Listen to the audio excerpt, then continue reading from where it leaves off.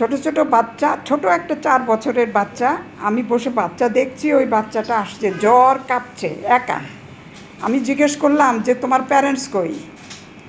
বলে আমার প্যারেন্টস নাই, আমার প্যারেন্টস মরে গেছে। তুমি কিভাবে আসছো? আরেকটা মানুষের কাঁধে চড়ে মিয়ানমার থেকে সে এখানে আসছে। Can you think?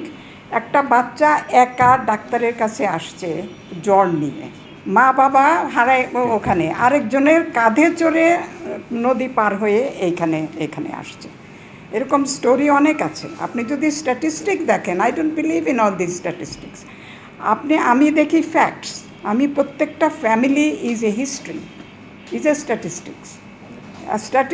খালি ওরা, আপনি স্ট্যাটিস্টিক্সে এদের বসালে 0.001%, 0.00 সামথিং পার্সেন্ট হবে। That means hundreds of people, তাই না? এই জন্য ওটা না, আমি ইন্ডিভিজুয়ালি তো ওখান দেখি। এখন বাচ্চাদের যেটা হচ্ছে, ইমিউনাইজেশন দেওয়া ছিল না, সব আমরা ইমিউনাইজেশন শুরু করে দিলাম। এবং বাকি সবাই, যত হিউম্যানিটেরিয়ান অর্গানাইজেশন আছে, MSF, ইউনিসেফ, আদার NGOs, গভর্নমেন্ট, সবাই মিলে এটা করা হলো। তারপরে কি হলো, 2-3 মাস পরে আমরা একটা নিউট্রিশন সার্ভে করলাম। নিউট্রিশন সার্ভে করে দেখা গেল যে অনেক বাচ্চা মালনারিশড। এই আমাদের দেশের নর্মাল পপুলেশনের তুলনায়, মিয়ানমারের পপুলেশনের তুলনায় তাদের নিউট্রিশন স্ট্যাটাস অনেক কম। সেই অনুযায়ী তাদের আমরা সব অর্গানাইজেশন, WFP, ইউনিসেফ, সবাই মিলে মানি, খাবার সব আসলো। They were given right kind of treatment, right kind of food, right kind of attention.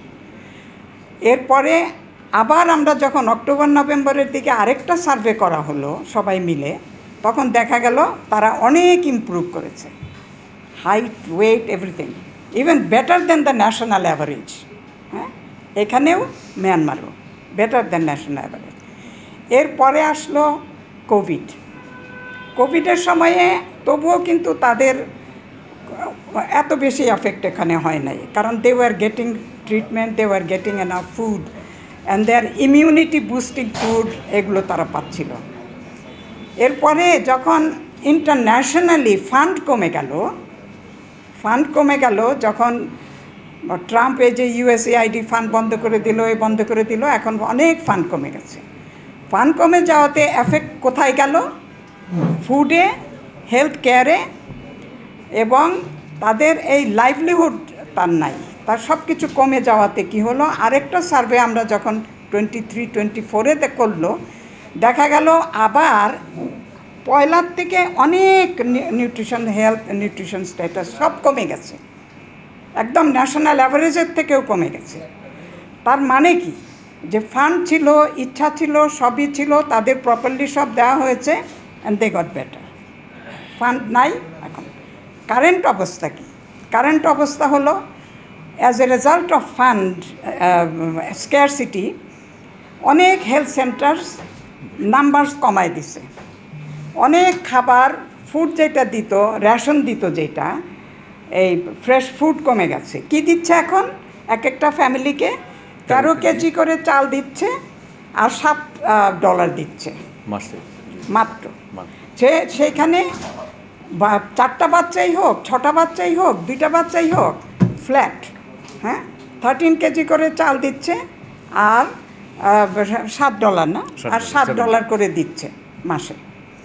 এবং এই যে আর কিছু দিচ্ছে না। আগে যেমন খাবার দিত, আগে ফুড রেশন ছিল, একটা কার্ড ছিল, ওরা গিয়ে পেত। অ্যাজ এ রেজাল্ট সব কিছু এইগুলি এখন কম্প্রোমাইজ হয়ে গেছে। এখানে কোপিং স্ট্র্যাটেজি চলে আসছে। এখানে কোপিং, এই রিডিউসড ইয়েতে, সাপ্লাইতে কোপিং মেকানিজম আসাতে অনেক কিছু তারা ডিপ্রাইভ হয়ে গেছে। বাচ্চাদের খাবার কমে গেছে, বাচ্চাদের যেখানে একটু ফিশ, মাংস, মুরগি ডিম দিতে পারতো, আর দিচ্ছে না। ডাইভার্স ফুডটা বাচ্চারা পাচ্ছে না। আরেকটা এফেক্ট হয়েছে এডুকেশন, লার্নিং সেন্টার। তাদের লার্নিং সেন্টার ছিল অনেকগুলো, যেটা এই WFP, ইউনিসেফ, ব্র্যাক সবাই করতো, এই যে ছোটো বাচ্চাদের আর বড়দের।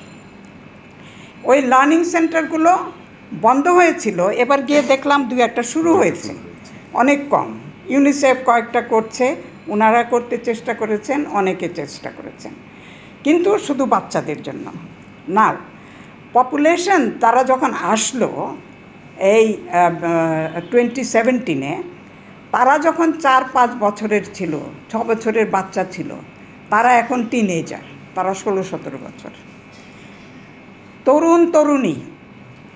তাদের কোনো এডুকেশন নাই, তাদের কোনো লাইভলিহুড নাই, তাদের কোনো শিক্ষা নাই।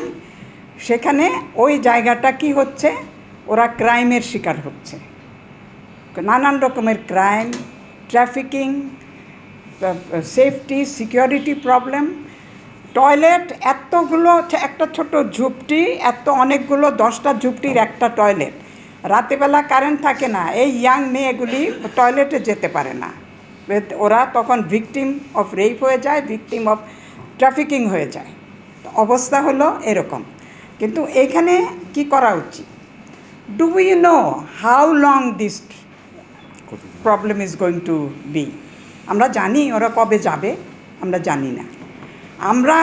আমরা যদি না কোনো মুভমেন্ট করি, যদি গভর্নমেন্টকে শেক না করি, যদি না বলি তারা আর কতদিন থাকবে, to reduce their suffering, to reduce our suffering, local people suffering. আমরা জানি না ওরা কবে যাবে। আমরা যেহেতু জানি না ওরা কবে যাবে, সেজন্য তো আমরা সমস্ত আমাদের কাজ সার্ভিস তো আমরা বন্ধ করে দিতে পারি না। সুতরাং আমাদের তো as a humanitarian organisation, as a humanitarian worker, আমাদের তো কাজ করেই যেতে হবে।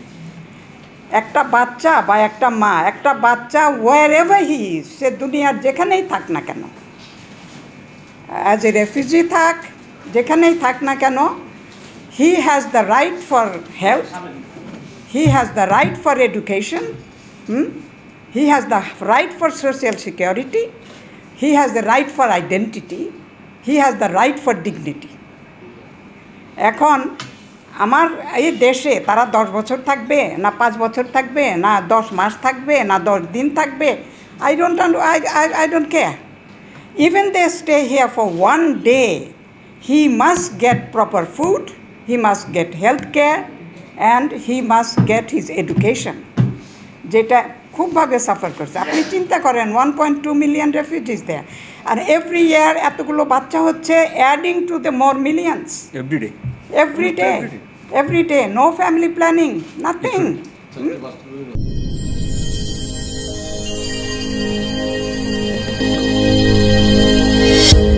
ভিশন 24, দৃষ্টিতে বিস্ময়।